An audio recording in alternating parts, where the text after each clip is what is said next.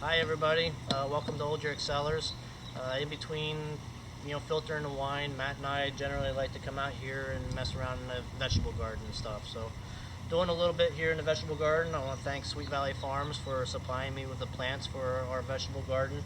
It's one of those family-run nurseries down here in Ringo's. It's one of our local guys.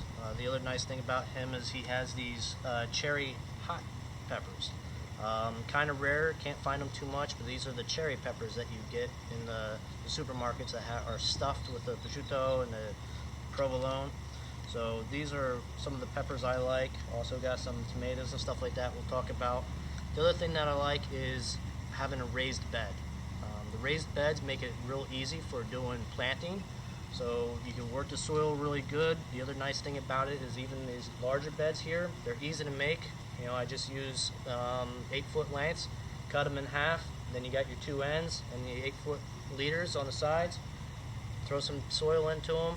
The other thing that the soil and the worms like is your coffee grounds. If you want to reuse the coffee grounds and stuff like that, the worms love that, energizes them, and keeps it very fertile. The other good thing about the raised beds is you can get to both sides of it. It makes it very easy to do any of the weeding. That way then you're not tramping down on the soil and compacting it. With the sun out today, it's a very good day to work with the soil and stuff, because the other thing is you don't want to work the soil when it's wet, when it's raining out. What happens is it compacts the soil and it doesn't allow it to breathe. You want something that's going to be very pliable.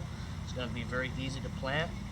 When we're doing our pepper plants, you take them out of the thing. In a bed like this, I'll put about 4 pepper plants in one of these ones here. Bring it in like that. One of the other things that you want to worry about right now is your frost. A lot of times they're calling for frost warnings and stuff. What you can do is you can take a milk jug or like a 1-gallon white bucket, and this time of the year you can put a bucket over top of it with a weight onto it, like a brick or something like that, in the evenings that they're calling for frost warnings. And what you can do is you can put it over top of it, weight it down. That way you don't have to worry about frost if you want to do some early planting. So these ones here we'll put into here. I'll put a few of them into this one here.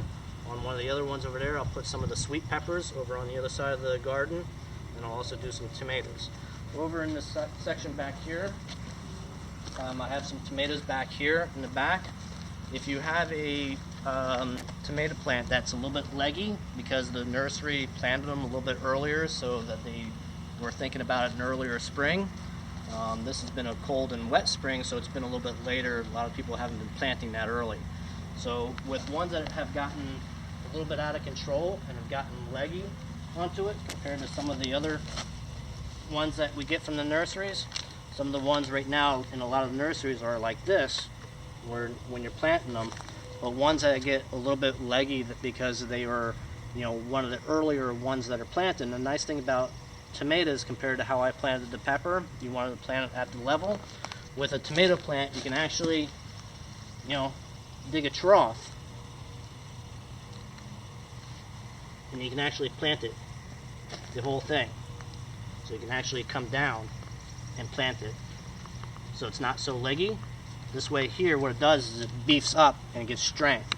A lot of times when they get too spindly in the nurseries, they get really tall and they get really thin. So what you want to do is you want to plant them down, because it'll actually, all these little hairs and stuff like that, it'll actually push out all these roots onto the plant. So when you're doing the plantings onto it, this bed here, I'll probably get about 6 tomato plants to this bed onto it. So when you come and visit Old Jerk Cellars, you'll be able to see the tomato plants. You'll be able to see all the other vegetables that we have growing here. Sort of something that we do when we're in between filtering the wines and we're waiting for a pump to finish when we're filtering and getting wines ready for bottling. We'll just come out here and play around in the garden and get some stuff going. But even ones that are like this, you can actually plant them all down even deeper, and just leave a little bit out if you want to. That way this time of the year it's going to be even easier to put a container over top of it if they're calling for frost, so that you have a little bit more protection onto it. So the nice thing about planting in the gardens. But again, raised beds is definitely the way to go. And thank you again, Sweet Valley Farms, for giving me some plants to work with today. Thank you.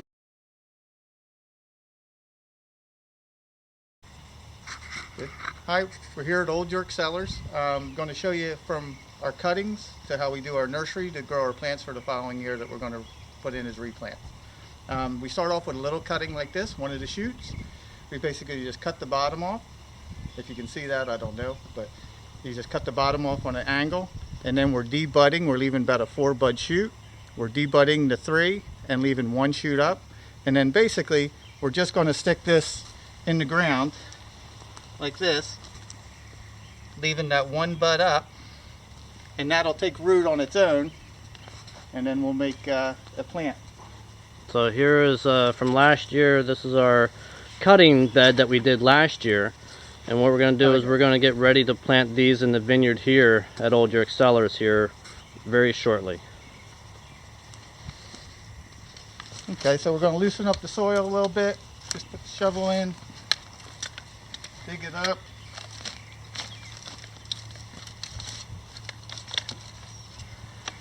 And this is our varietal here, our Samerson, that we also use.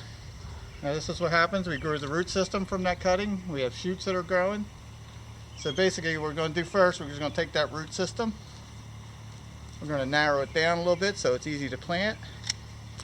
And since we don't need that much energy, we're going to clean this off, and this all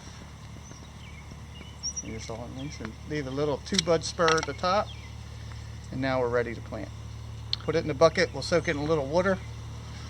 And this is our Samerson, Darren. What do we use the Samerson here for at Old York Cellars? We use it for the popular thing now is the old Reserve Rosé is made from Samerson, which when we harvest, we just bring it in and crush and press and then ferment like a white wine. And then it's also good as a red blender. Gives you a lot of color, some good tannins. Yeah, we use a lot of it into the Wood Exit Red as well.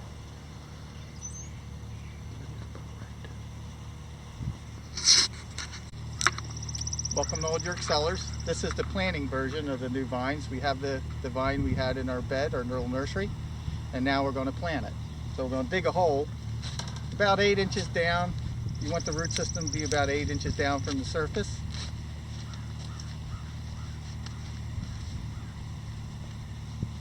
That's good. And we're just going to bring up the bottom. We're gonna put the root system so they're sort of just flat on the bottom, so the roots are all spread out and not tangled in each other, avoiding all the air contact we can. So we stick that in the bottom. Pack it down on the root system.